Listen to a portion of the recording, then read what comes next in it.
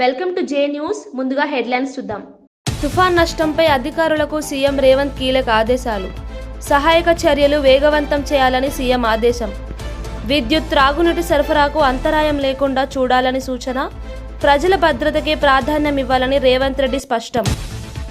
అమరావతి నిర్మాణాన్ని వేగవంతం చేయాలని సీఎం చంద్రబాబు ఆదేశం. భవనాలు సమయానికి పూర్తి చేయండని అధికారులకు సూచన. రాజధాని రిటర్నబుల్ ప్లాట్ల రిజిస్ట్రేషన్లో ఇబ్బందులు లేకూడదని ఆదేశం. అభివృద్ధి ప్రాజెక్టులపై నిరంతర సమీక్ష కొనసాగించాలని సీఎం స్పష్టం. జూబ్లీహిల్స్ రోడ్ షోలో కాంగ్రెస్పై కేటీఆర్ సవాలు. 6 గ్యారంటీలు కాదు 420 హామీలు అంటున్న కేటీఆర్. మాగంటి సునీత గెలిపే తెలంగాణ గౌరవమని స్పష్టం. కారు గుర్తు విజయం సాధిస్తే రాష్ట్రానికే లాభమన్న కేటీఆర్. తుఫాన్ బాధితులను పరామర్శించిన హోంమంత్రి అనిత. బాధితులకు నిత్యావసర సరుకులు అందజేసిన మంత్రి. వర్షాల వల్ల ఇల్లు కోల్పోయిన వారికి పక్కా ఇల్లు కట్టిస్తామని హామీ. శారదా నది గండి ప్రాంతాలను పరిశీలించి అధికారులకు చర్యలకు ఆదేశం. దేశ అభివృద్ధిలో మహిళల పాత్ర కీలకమని ప్రధాని మోదీ వ్యాఖ్య. రక్షణ, అంతరిక్ష రంగాల్లో మహిళల కృషి అపూర్వమన్న మోదీ. ఆర్య సమ్మేళనంలో భారతీయ విలువలపై ప్రధాని ప్రసంగం. మహిళా శక్తే నూతన భారత మార్గదర్శకమని మోదీ స్పష్టం. రాజధాని అమరావతి నిర్మాణ పనులు వేగంగా పూర్తి కావాలని సీఎం చంద్రబాబు అధికారులకు ఆదేశించారు. లక్ష్యాలకు అనుగుణంగా భవనాలు పూర్తి చేయాలని స్పష్టం చేశారు. రైతులకు రిటర్నబుల్ ప్లాట్ల రిజిస్ట్రేషన్లలో ఎటువంటి ఇబ్బందులు లేకుండా చూడాలని సూచించారు. రాజధాని నిర్మాణంలో అవినీతి, ఆలస్యం చోటు చేసుకోకుండా సమర్థవంతమైన పర్యవేక్షణ జరగాలని మంత్రి నారాయణకు సూచనలు ఇచ్చారు. ప్రతి విభాగం సమయపాలనతో పనిచేయాలని, అభివృద్ధి ప్రాజెక్టులపై నిరంతర సమీక్షలు కొనసాగించాలని సీఎం తెలిపారు. అమరావతి అభివృద్ధి పునరుద్ధరణతో ఆంధ్రప్రదేశ్ భవిష్యత్తు మరింత మెరుగవుతుందని అన్నారు.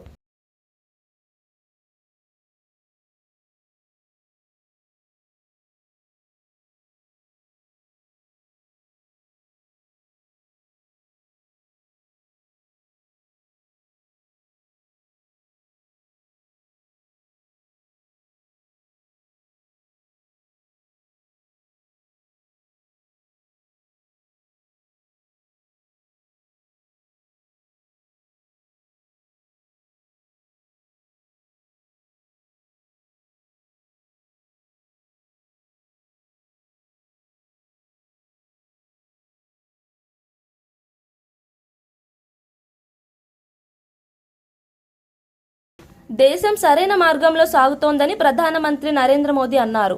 రక్షణ, అంతరిక్ష, సాంకేతిక రంగాల్లో మహిళల భాగస్వామ్యం పెరగడం భారత అభివృద్ధికి నిదర్శనమని తెలిపారు. మహిళలు ఇప్పుడు నాయకత్వ బాధ్యతలు స్వీకరిస్తూ దేశాన్ని ముందుకు నడిపిస్తున్నారని అన్నారు. ఢిల్లీలో జరిగిన అంతర్జాతీయ ఆర్య సమ్మేళనంలో పాల్గొని భారతీయ విలువలపై గౌరవంగా ప్రసంగించారు. ఆర్య సమాజ్ సంస్థ భారతీయ సంస్కృతి, మానవతా విలువలను ప్రపంచానికి పరిచయం చేసిందని ప్రశంసించారు. మహిళా శక్తి, ప్రగతే నూతన భారతానికి మార్గదర్శకమని ప్రధానమంత్రి మోదీ స్పష్టం చేశారు.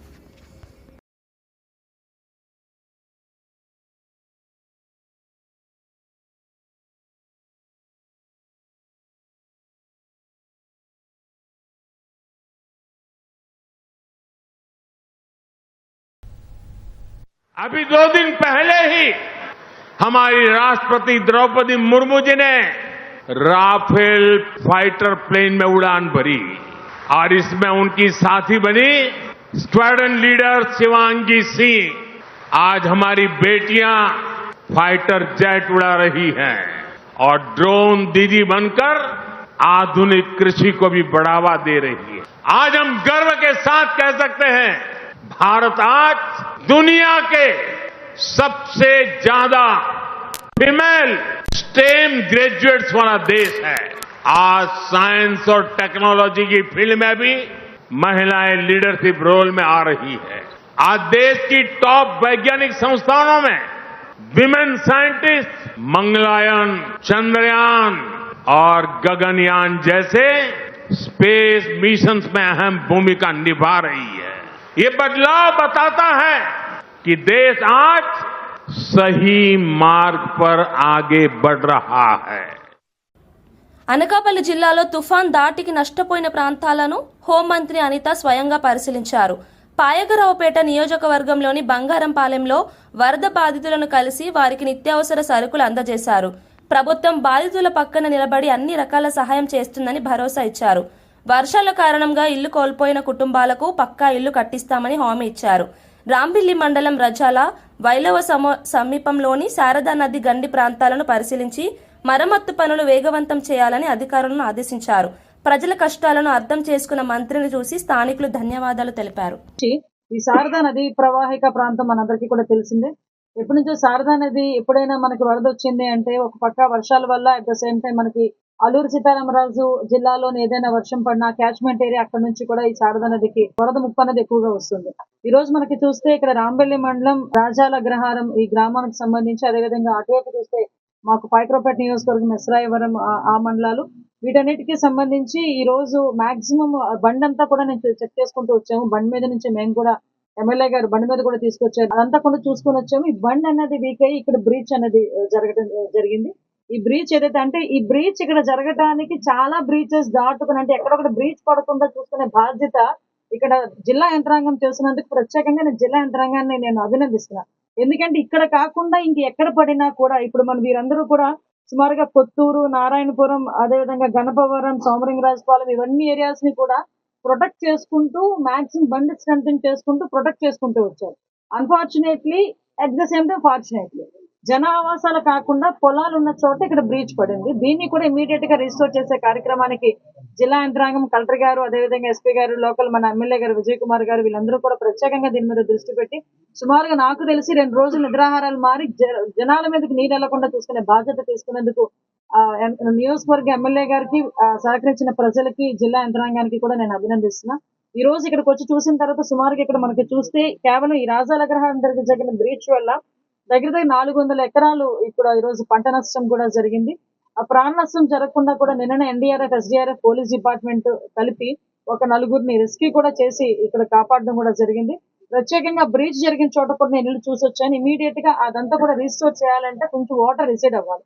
వాటర్ రిసీడ్ అవ్వాలంటే కొంచెం శాండ్ బ్యాగ్స్ వేసి ఓన్లీ శాండ్ బ్యాగ్స్ ని ఇక్కడికి 35,000 శాండ్ బ్యాగ్స్ ని సమకూర్చారు కలెక్టర్ గారు. దానికి కూడా ట్రాన్స్పోర్ట్ చేయడానికి కూడా చాలా చిన్న నేరో రోడ్ అయినప్పటికీ కూడా చాలా స్పీడ్ గా వర్క్ చేయడానికి ఈ రోజు ముందుకొచ్చి కేవలం ఒక రేపు ఈవినింగ్ కల్లా దాన్ని ఒక గట్టు ఏర్పాటు చేయడానికి, శాండ్ బ్యాగ్స్ తో గట్టు ఏర్పాటు చేయడానికి చేసిన తర్వాత ముందు టెంపరీ రిస్టోరేషన్, తర్వాత పర్మనెంట్ రిస్టోరేషన్. పర్మనెంట్ రిస్టోరేషన్ కి ఇప్పుడే నేను ఇరిగేషన్ ఎస్సీ వాళ్ళతో మాట్లాడితే దగ్గర 2.5 కోట్ల రూపాయలు అవుతుందని చెప్పారు. ఇమీడియట్ గా డిజాస్టర్ మేనేజ్మెంట్ లో పెట్టించి ఆ పర్మనెంట్ రిస్టోరేషన్ చేసే బాధ్యత కూడా డిజాస్టర్ మేనేజ్మెంట్ మంత్రిగా కూడా నేను అది కూడా వీళ్ళందరికీ కూడా హామీ ఇస్తున్నా. As early as possible permanent restoration కూడా చేసుకుంటాం.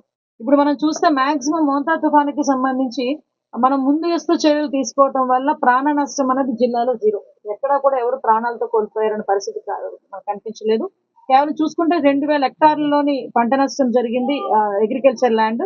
ఒక 100 హెక్టార్లలోని హార్టికల్చర్ ల్యాండ్ మనకి కొంచెం డ్యామేజ్ జరిగింది.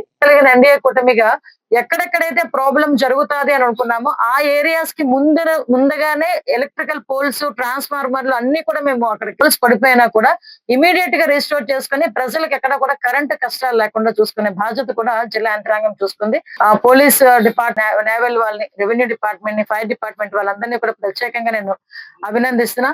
ఎస్పెషల్లీ ఇరిగేషన్ డిపార్ట్మెంట్ వాళ్ళు ఒక పక్క నుంచి బండ్ స్ట్రెంథనింగ్స్ నుంచి వాళ్ళు పనిచేస్తే, ఒక పక్క నుంచి పంచాయతీరాజ్ డిపార్ట్మెంట్ వాళ్ళు వాళ్ళ శానిటేషన్ విషయంలో కానీ, ఆర్డబ్ల్యూఎస్ డిపార్ట్మెంట్ వాళ్ళు ఆ డ్రింకింగ్ వాటర్ విషయంలో కంటామినేషన్ ఏమీ జరగకుండా క్లోరినేషన్ చేసుకుంటూ ఇబ్బంది లేకుండా హెల్త్ కన్సర్న్ కూడా ఆలోచించుకొని హెల్త్ డిపార్ట్మెంట్ వాళ్ళందరూ కూడా మంచిగా పనిచేశారు. గ్రామాల్లో ప్రజలకు అందరికీ కూడా అందుబాటులో ఉన్నందుకు ప్రత్యేకంగా వాళ్ళందరికీ కూడా ధన్యవాదాలు తెలియజేసుకుంటున్నాను. Thank you. హుజురాబాద్ బీసీ హాస్టల్లో విద్యార్థిని వర్షిత మరణంపై తెలంగాణ జాగృతి అధ్యక్షురాలు కల్వకుంట్ల కవిత తీవ్ర ఆవేదన వ్యక్తం చేశారు. ఘటన వెనుక కుట్ర ఉందని అనుమానం వ్యక్తం చేశారు. టీచర్లు, పోలీసులు నిర్లక్ష్యంగా వ్యవహరించారని ఆరోపించారు. ఘటనపై ప్రత్యేక ఎంక్వైరీ సిట్ ఏర్పాటు చేయాలని డిమాండ్ చేశారు.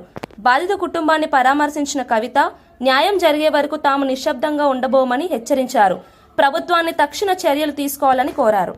ఎవరు కానీ కనీసం పేరెంట్స్ని కన్సోల్ చేయడం కావచ్చు, లేకపోతే ఎంక్వైరీ చేయడం కావచ్చు, ఎటువంటి వివరాలు కూడా ప్రభుత్వం తీసుకుంటలేదు. ఇది పొన్నం ప్రభాకర్ గారు జిల్లా మంత్రివర్యుల యొక్క సొంత నియోజకవర్గం. ఆనాడు వారు స్టేట్మెంట్ ఇచ్చారు, నేను చూసుకుంటా అని. ఇంతవరకు మాత్రం దాని మీద కనీసం స్పందన లేనటువంటి పరిస్థితి కనబడుతున్నది. నేను ఇవాళ కాదు, గత 1.5 yearగా చెప్తూ ఉన్నా, వెల్ఫేర్ హాస్టల్స్లో ఉన్నటువంటి పిల్లలు పిట్టల్లాగా రాలిపోతుంటే కూడా ప్రభుత్వం కనీస చర్యలు చేపడతలేదు. ఇదే జిల్లాలో ఇంకొక బాబు మొన్న సూసైడ్ చేసుకున్న పరిస్థితి చూసినాం. నిన్నగాక మొన్న గర్ల్స్ హాస్టల్లో సీసీ కెమెరాలు పెడితే ఎంత దారుణమైనటువంటి పరిస్థితి జరిగిందో చూసినాం. అంటే ఒకటి కాదు, రెండు కాదు, అసలు పేద పిల్లలు చదువుకునే హాస్పిటల్ స్కూల్స్ అంటే కనీసం ప్రభుత్వానికి లెక్కలేనితనంగా పట్టిలేనితనంగా కనబడుతున్నది. ఇది కరెక్ట్ కాదు. వాళ్ళ ఉసురు తగులుతుంది మీకు. ఇటువంటి ప్రయత్నం చేయకండి దయచేసి. ఆ పేద తల్లిదండ్రులు వాళ్ళ పిల్లలు న్యాయం కోరుతున్నారు. ఖచ్చితంగా శ్రీవర్షిత విషయంలో ఏం జరిగిందో ప్రభుత్వం సపరేట్గా ఎంక్వైరీ చేయాలి. మోసం చేయొద్దు, మభ్యపెట్టద్దు. ఎందుకంటే అమ్మాయి చాలా టాలెంటెడ్ అమ్మాయి, ఎప్పుడు కూడా స్కూల్ లీడర్గా ఉన్నటువంటి అమ్మాయి, కలెక్టర్తోని అనేకమైన అవార్డులు పొందినటువంటి అమ్మాయి, జీవితంలో నేను ఐఏఎస్ను ఐపీఎస్ను అవుతా అని గోల్ పెట్టుకొని కష్టపడి చదువుతున్నటువంటి అమ్మాయి. అటువంటి అమ్మాయి చనిపోతే తల్లిదండ్రులకు ఎంత బాధ ఉంటుందన్న విషయం దయచేసి ప్రభుత్వం ఆలోచన చేయాలి. కొంత మానవత్వాన్ని దయచేసి ప్రదర్శించమని నేను ప్రభుత్వాన్ని డిమాండ్ చేస్తూ ఉన్నా. ఇది విమర్శ కాదు, రాజకీయాలు కాదు, ఏది కాదు. ఎందుకు పిల్లలు చనిపోతురు, వాళ్ళని చనిపోకుండా ఆపలేమా? దయచేసి ఇది ఒకటి ప్రభుత్వం ఆలోచన చేయాలని చెప్పి నేను కోరుతున్నా. ఖచ్చితంగా న్యాయం జరిగేంత వరకు తెలంగాణ జాగృతి శ్రీవర్షిత పేరెంట్స్కి అండగా ఉంటుంది. ఇటువంటి అనేక మంది పేరెంట్స్ ఉన్నారు, వారందరికి కూడా అండగా ఉంటామని తెలియజేస్తూ మంత్రివర్యులు తక్షణమే స్పందించాలి, ఎంక్వైరీ చేయాలి, స్పెషల్ ఎంక్వైరీ చేయాలి. ఏం జరిగిందో ఖచ్చితంగా బయటపెట్టాలి. Thank you. జై తెలంగాణ.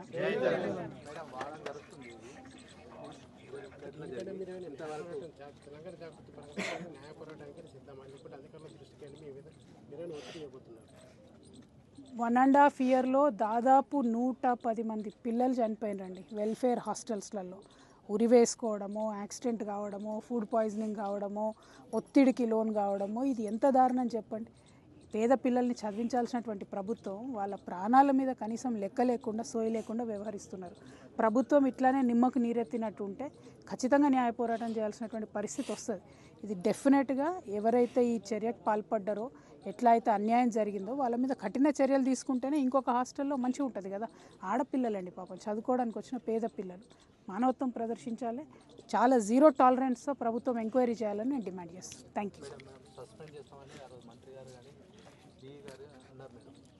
బీజేపీ రాష్ట్ర అధ్యక్షుడు రామచంద్రరావు రైతుల సమస్యలను తెలుసుకునేందుకు పంట కొనుగోలు కేంద్రాలను పరిశీలించారు. రైతులు ఇబ్బందులు ఎదుర్కొంటున్నారని పేర్కొంటూ కేంద్ర ప్రభుత్వం నిర్ణయించిన కనీస మద్దతు ధర ప్రకారం చెల్లింపులు జరగాలని డిమాండ్ చేశారు. కొనుగోలు కేంద్రాల్లో తగిన సదుపాయాలు కల్పించాలన్నారు. రైతుల ప్రయోజనాలను కాపాడేందుకు బీజేపీ కట్టుబడి ఉందని తెలిపారు. ప్రభుత్వం తక్షణ చర్యలు తీసుకోవాలని పిలుపునిచ్చారు.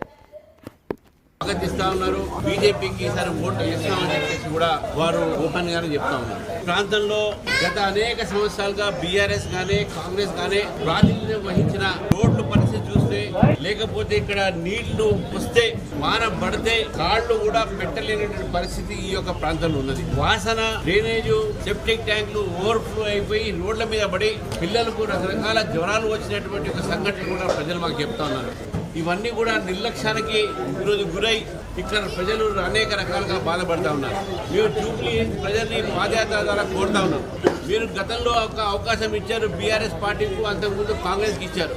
ఈ బై ఎలక్షన్ లో రేపు రాబోయేటటువంటి తెలంగాణ రాజకీయ మానచిత్రంలో మనం మార్పులు తీసుకురాగలుగుతాం. బీఆర్ఎస్ గెలిపిస్తే లాభం లేదు, ఎందుకంటే వాళ్ళు భారతీయ జనతా పార్టీ గెలిపిస్తే కాంగ్రెస్ పార్టీ చేస్తున్నటువంటి తప్పిదాలని మీ గొంతుకై, మీ వాయిస్ గా, వాణిగా మీ యొక్క సమస్యల పైన మాట్లాడటానికి దీపక్ రెడ్డి గారు ముందున్నారు. 10 సంవత్సరాలు బీఆర్ఎస్ కు అవకాశం ఇచ్చిన తర్వాత వాళ్ళు ఏం చేయలేదని చెప్పేసి వేరే పార్టీకి అవకాశం ఇస్తే ఒక్కసారి మోదీ గారు తీసుకున్న పథకాలని గుర్తుపెట్టుకుని బీజేపీని గెలిపించాల్సిందిగా మీ ద్వారా జూబ్లీ ప్రజల్ని కోరుతాం. తుఫాన్ ప్రభావం నేపథ్యంలో సీఎం రేవంత్ రెడ్డి అత్యవసర సమీక్ష నిర్వహించారు. అధికారులు, ప్రజాప్రతినిధులు క్షేత్రస్థాయిలో పర్యటించి నష్టాన్ని అంచనా వేసి వెంటనే నివేదికలు ఇవ్వాలని ఆదేశించారు. తుఫాన్ ప్రభావిత ప్రాంతాల్లో సహాయక చర్యలు వేగంగా సాగాలని చెప్పారు. పునరావాస కేంద్రాలు సిద్ధంగా ఉంచాలని, విద్యుత్, త్రాగునీటి సరఫరాకు అంతరాయం రాకుండా చూడాలని సూచించారు. అన్ని శాఖలు సమన్వయంతో పనిచేయాలని, ప్రజల భద్రతకు ప్రాధాన్యం ఇవ్వాలని సీఎం స్పష్టంగా కేంద్ర ప్రభుత్వం నుంచి రాబట్టుకోవాల్సిన ప్రతి రూపాయిని రాబట్టుకుంటుంది. మన దగ్గర నిధులు ఉన్నాయి, మనము ధనిక రాష్ట్రం అని చెప్పి కేంద్రం నుంచి తెచ్చుకోవాల్సిన నిధులను తెచ్చుకోకుండా ఈ రాష్ట్ర ప్రభుత్వం వదలదు. కాబట్టి ఎంత డ్యామేజ్ అయితే అంత కంప్లీట్గా అసెస్ చేయండి. బ్రిడ్జ్లు, అక్కడక్కడ లోకాజ్ వేలు, ఇప్పుడు చూస్తే 100 ఫీట్ రోడ్లే కొట్టుకొని పోయినాయి. సో మీరు టెంపరీ రిలీఫ్ల కోసమే లేకపోతే టెంపరీ రిస్టరేషన్ కోసం మీరు అసెస్మెంట్ చేయకండి, మీరు పర్మనెంట్ సొల్యూషన్ కూడా ఇందులో మీరు నివేదికలు సిద్ధం చేయండి. ఎంతైతే అంత తీసుకొచ్చుకొని మిగతాది ఏదైనా ఉంటే ప్లస్ ఇప్పుడు మనకు ప్రధానంగా వరంగల్లో చూసిందంతా మీరు ఏవైతే నాలాలు ఏవైతే చెరువులు పాతకాలంలో కాలువలు ఇప్పుడు నాలాలు అంటున్నామో వాటిని సరైన విధంగా మనము బాటిల్ నెక్స్ క్లియర్ చేయకపోవడం వల్ల ఎక్కువ వర్షం వచ్చి ఇదంతా డ్యామేజ్ జరిగింది. వాటిని ఒక అసెస్మెంట్లోకి రండి. ఎన్ని క్యూసెక్స్ వాటర్ పోతుంది, ఎంత కావాలి, ఎక్కడైనా ఏమైనా ఎంక్రోచ్మెంట్ ఉందా, మీకున్న వరంగల్ చుట్టూతో ఉన్న చెరువులన్నిటిని కూడా ఇది చేసుకొని ఇంటేక్ అవుట్ఫ్లోలు ఇన్ఫ్లోలు అని కూడా క్యాలిక్యులేట్ చేసుకొని ఎంత వస్తుంది ఏమవుతుంది అనేది కూడా మీకు ఒక అసెస్మెంట్ ఉండాలి. అసెస్మెంట్ ఉండాలంటే ఇరిగేషన్ డిపార్ట్మెంట్ని కూడా మీరు ఖచ్చితంగా వాళ్ళని మీ పరిగణలోకి తీసుకోవాలి. వితౌట్ ఇరిగేషన్ డిపార్ట్మెంట్ మీరు లోకల్ డిపార్ట్మెంట్స్ రోడ్లు రిస్టోర్ చేసి మున్సిపల్ వాళ్ళు మీ ఏరియాలు చేసినా మళ్ళీ వర్షం వచ్చినప్పుడు వరద వచ్చినప్పుడు సేమ్ సమస్య అవుతాయి, సేమ్ కొట్టుకొని పోవడానికి అవకాశం ఉంది. కాబట్టి దయచేసి అట్లాంటి వాటికి అవకాశం ఇవ్వకండి. ఖచ్చితంగా అధికారులు కోఆర్డినేషన్ ఉండాల్సిందే. కలెక్టర్లు మొదట అధికారుల ఈ శాఖల మధ్యలో R&B, Panchayati Raj, irrigation, civil supplies అయితే ఈ MAUD వీటి మధ్యలో కంప్లీట్గా మీకు ఒక కోఆర్డినేషన్ పెట్టుకొని పర్మనెంట్గా కలెక్టర్స్ రివ్యూలు చేయాలి. ఒక శాఖకు ఇంకొక శాఖకు మధ్యలో సమన్వయం లేకపోవడం వల్ల కూడా మనకు సమస్యలు ఎక్కువ అవుతున్నాయి. ఒక శాఖ పనులు చేసిపోయిన తర్వాత ఇంకొక శాఖ చేయడం వల్ల కూడా నష్టం జరుగుతుంది. ఎవరు ముందు చేయాలి, ఎవరు తర్వాత చేయాలనే దాన్ని కూడా మీకు ప్రణాళిక ఉండాలి. అదేవిధంగా ముఖ్యంగా ఈ చెరువుల నుంచి ఇన్ఫ్లోలు అవుట్ఫ్లోలు క్యాలిక్యులేట్ చేసుకోవాలి. అదేవిధంగా సిటీలో ఎక్కడైతే ఎంక్రోచ్మెంట్స్ ఉన్నాయో, ఎక్కడైతే నాలాలు ఉన్నాయో చెరువులకు వెళ్ళడానికి వాటిని ఎక్కడైతే బాటిల్ నెక్స్ కబ్జాలకు లోనైనో ఖచ్చితంగా కబ్జాలను తొలగించాల్సిందే. ఎంత వారున్నా ఎవరున్నా ఆ విషయంలో కఠినంగా వ్యవహరించాల్సిందే. కబ్జాలు పెట్టేటోళ్ళు 10 మంది ఉంటే ఈ 10 మంది వల్ల 10,000 ఇళ్ళు కాలనీలలో నీట మునుగుతున్నాయి. వాళ్ళు జీవితకాలం కష్టపడి సంపాదించిందంతా టీవీలు, ఫ్రిడ్జులు, మంచాలు, పిల్లల చదువులు, పిల్లల సర్టిఫికెట్లు, వాళ్ళ సంపద మొత్తం నీళ్ళలో మునుగుతుంది. మనం ఏమి ఇచ్చినా కూడా వాళ్ళకి అంత సహాయం చేయలేము. కాబట్టి దయచేసి ఈ విషయంలో అధికారులు స్పష్టతతో కూడుకున్న నిర్ణయాలు తీసుకొని ముందుకు వెళ్లాల్సిందే. ఇప్పుడు వరదలు తగ్గినాయి కాబట్టి ఇమ్మీడియట్గా పారిశుద్ధ్య కార్యక్రమాలు పనులను ఇమ్మీడియట్గా టేకప్ చేయండి. మొత్తం ఎక్కడెక్కడైతే చెత్త పేరుకుపోయిందో చెత్త క్లీన్ చేయడంతో పాటు శానిటేషన్ పనులను కూడా మీరు తక్షణం. తుఫాన్ ప్రభావంతో పంట నష్టం తక్కువగా చూపించడం తప్పని వైఎస్ఆర్సీపీ నేత కూరసాల కన్నబాబు అన్నారు. కేవలం 3 లక్షల ఎకరాల్లోనే పంట నష్టం జరిగిందని చెప్పడం వాస్తవానికి విరుద్ధమని విమర్శించారు. రైతుల పరిస్థితి తీవ్రంగా ఉందని, వారికి సరైన పరిహారం ఇవ్వాలని డిమాండ్ చేశారు. గతంలో ఎకరానికి 25,000 ఇవ్వాలని డిమాండ్ చేసిన కూటమి నేతలు ఇప్పుడు అధికారంలో ఉన్నప్పుడు ఎంత ఇవ్వాలనుకుంటున్నారో చెప్పాలని సవాల్ చేశారు. రైతుల పక్షాన వైఎస్ఆర్సీపీ పోరాటం కొనసాగిస్తుందని తెలిపారు. ఫస్ట్ టైం ఈయన అంచనా వేసినట్టుగా ఫస్ట్ టైం ఇప్పుడే మోంతా తుఫాన్ సందర్భంగా మానిటరింగ్ చేసినట్టుగా రాశారు. ప్లానింగ్ డిపార్ట్మెంట్లో భూగర్భ జలాల వ్యవహారం ఏంటి, దాని కథ ఏంటి, మొత్తం డీటెయిల్స్ పర్యవేక్షణ ఎలా చేయాలనేది ఎప్పటికప్పుడు ఆన్లైన్ వస్తూనే ఉంటుంది. అది ఇవాళే మొదటిసారిగా చేసినట్టుగా జాకీలేశారు. అసలు డ్రోన్లు కెమెరాలు ఈ రాష్ట్రంలో ఈ దేశంలో ఎక్కడ ఇప్పుడు ఎవరు వాడలే, ఈయన మొదటిసారి వాడారా? చివరికి ఈయనకి కొంతమంది IAS అధికారులు కూడా ఆ మీడియాలో చెప్తుంటే మేము ఆశ్చర్యపోతున్నాం, ఈ డ్రోన్స్ మొదటిసారి వాడుతున్నట్టుగా. మేము చూసాం ఆ విజయవాడ వరదలు వచ్చినప్పుడు డ్రోన్స్లో ఆహార పొట్లాలు అందిస్తున్నామని ఒక డ్రామా. తీరా చూస్తే అదంతా ఆర్టిఫిషియల్ ఇంటెలిజెన్స్ అని తేలింది. ఆర్టిఫిషియల్ ఇంటెలిజెన్స్లో చేసిన పిక్చర్స్ అని తేలింది. ఇవాళ నేను అడుగుతున్నా, ఈ గ్రామ సచివాలయాల వ్యవస్థలు అవసరమా, ఇన్ని సచివాలయాలు అవసరమా అని అడిగారు కదా.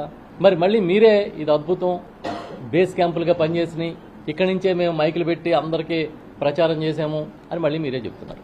ఇంకో పక్కన ఏం చెప్తారు, మేము అధికారంలోకి రాకముందు వాలంటీర్లు వ్యవస్థ అద్భుతం 5,000 10,000 చేస్తానన్నవాడివి నిన్నేం చెప్తా ఉన్నాడు ఆయన, 3 గంటల్లో జరిగే పనికి 2,60,000 మందిని వాడతారా, చూసారా నేను ఎలా చేశానో, ఆ వ్యవస్థ వేస్ట్, వాలంటీర్ల వ్యవస్థ అని మళ్ళీ స్టేట్మెంట్ ఇస్తారు. మీరేం చెప్తున్నారు, ఏ గ్రామంలో ఎక్కడ వర్షపాతం పడుతుందో కూడా మేము లెక్కలు తీసామని చెప్తున్నారు కదా.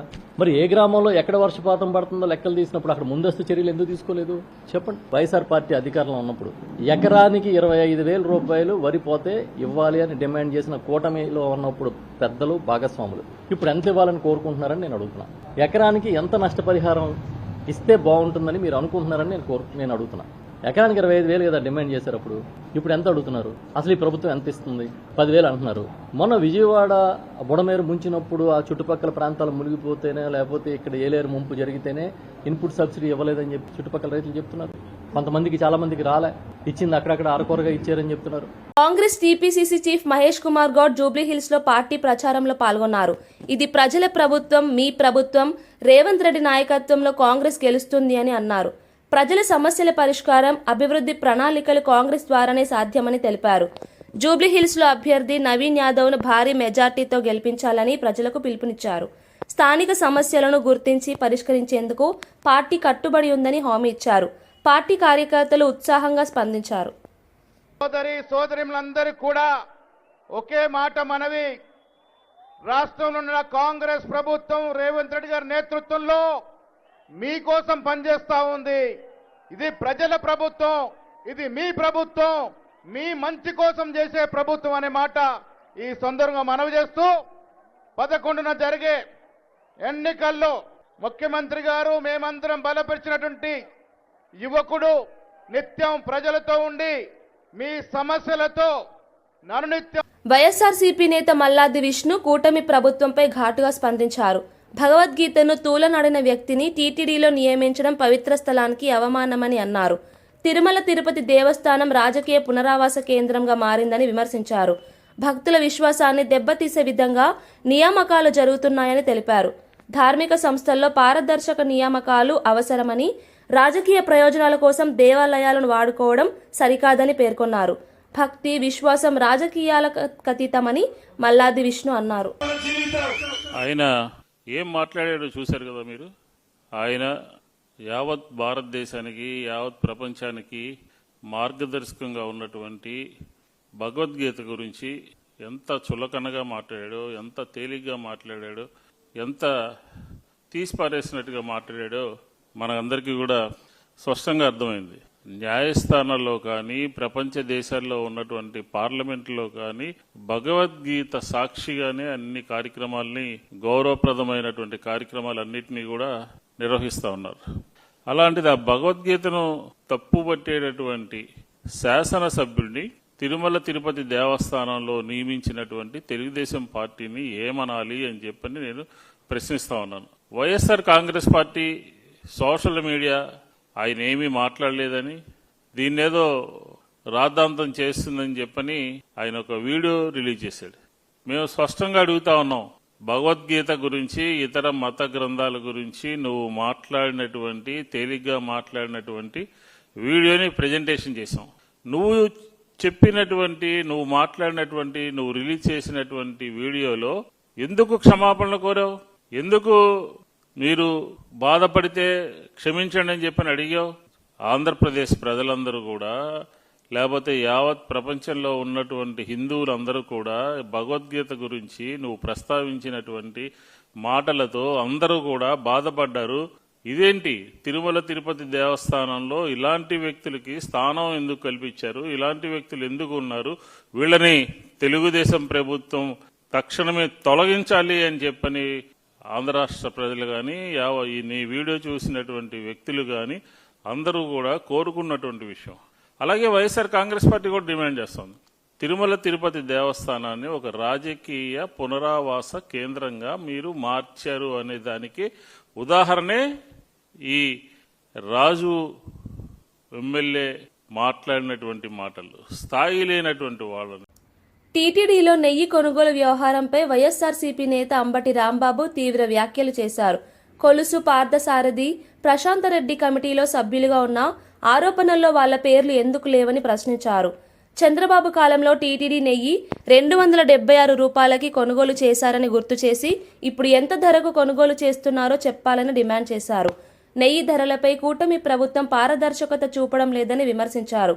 టీటీడీ ఆర్థిక వ్యవహారాల్లో రాజకీయ జోక్యం పెరిగిందని, ప్రజలకు నిజం తెలియజేయాలని అంబటి రాంబాబు డిమాండ్ చేశారు. కల్తీ నెయ్యి కాకపోతే అని చంద్రబాబు నాయుడు గారు అన్నాడు. అదేమంటే 3,000 అవుతుంది స్వచ్ఛమైన నెయ్యి అని ప్రచారం చేశారు. ఈనాడు వారు అయితే కనీసం 1000 నుంచి 1,600 రూపాయలు చేస్తుంది. స్వచ్ఛమైన నెయ్యి కొనాలి అంటే 320 రూపాయలకి మీరు కొన్నారంటే ఇది కల్తీ నెయ్యి పో అని చెప్పేశారు. రేటు ప్రకారం కల్తీ నెయ్యి చేసి పారేశారండి. అంటే 1000 రూపాయలు 1,600 కొంటే ఈనాడు ప్రకారం అది స్వచ్ఛమైన నెయ్యి. చంద్రబాబు నాయుడు ప్రకారం కొంటే 3,000 కొంటే అది స్వచ్ఛమైన నెయ్యి. నేను అడుగుతా ఉన్నా ఇప్పుడు ఈ తిరుమల తిరుపతి దేవస్థానం బోర్డు ఎంత కొంటున్నారయ్యా? ఇప్పుడు 1,600 కొంటున్నారా? 3,000 కొంటున్నారా? 1,000 రూపాయలు కొంటున్నారా? కాకపోతే 320 రూపాయల కన్నా ఎక్కువ, 1,000 రూపాయల కన్నా తక్కువ కొంటున్నారు. ఇది స్వచ్ఛమైన నెయ్యి అని నమ్మాలా? మీరు చెప్పే ఆర్గ్యుమెంట్ ప్రకారం చెప్పండి, నేను అడుగుతా ఉన్నా. ఇప్పుడు ఎలా ఇది స్వచ్ఛమైన నెయ్యి అని ఎలా మీరు చెప్పగలుగుతారో? అప్పుడు చేసినటువంటి ఆర్గ్యుమెంట్ ఏమైంది అని నేను అడుగుతా ఉన్నా. అంతేకాదు, మీకు ఇంకో చిత్రమైన విషయం చెప్తా. 2014 నుంచి 2019 వరకు నారా చంద్రబాబు నాయుడు గారే ముఖ్యమంత్రిగా వ్యవహరించాడు కదా. అప్పుడు కొందెంతో తెలుసా? 276. ఎంకిలేంటి చెప్పమని అడుగుతా ఉన్నా. 276 కొంటేనేమో అది స్వచ్ఛమైన నెయ్యి చంద్రబాబు నాయుడు గారు. ఆయన దిగిపోగానే 320 కొంటేనేమో కల్తీ నెయ్యి. దుర్మార్గం, అన్యాయం, జంతువుల కొవ్వు, మాంసం కొవ్వు దానిలో కలిసిందని ఒక అపవిత్రమైన మాటలు మాట్లాడి మొత్తం భ్రష్టు పట్టించేటటువంటి కార్యక్రమం చేసినటువంటి నారా చంద్రబాబు నాయుడు గారు సుప్రీంకోర్టు ఆదేశాలను కూడా ధిక్కరించి కక్షపూరితంగా వ్యవహరిస్తున్నారు. ఇవాళ మీ బురద జల్లే కార్యక్రమాలకు భయపడటానికి వైఎస్ఆర్ కాంగ్రెస్ పార్టీ కానీ మేము కానీ సిద్ధంగా లేము.